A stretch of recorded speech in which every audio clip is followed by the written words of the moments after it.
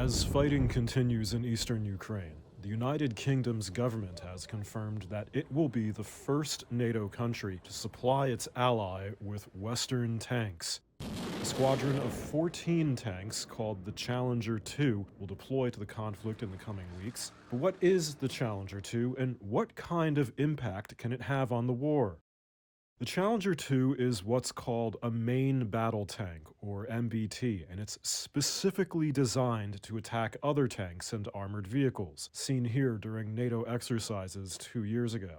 Until now, Ukraine's military has primarily relied on its older Soviet-era tanks. It's also captured and repurposed some of Russia's during the invasion. President Zelensky has long pleaded with allied countries to include their tanks in aid packages, but some Western officials have been cautious over the concern that Russia or even China could get their hands on advanced Western military technology.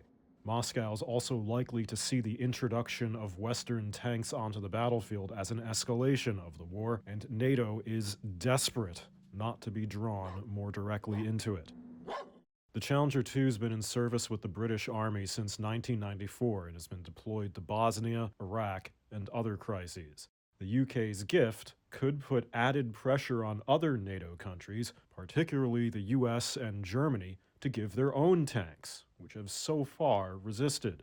Along with the Challenger 2, Britain's also giving Ukraine about 30 artillery vehicles called the AS-90. It will take time to train the Ukrainian forces on how to use the British tanks and artillery, and Russia's London embassy is dismissing the development. The embassy says the challengers are unlikely to turn the tide of the war, will drag it out, and will be targeted by Russia's own forces.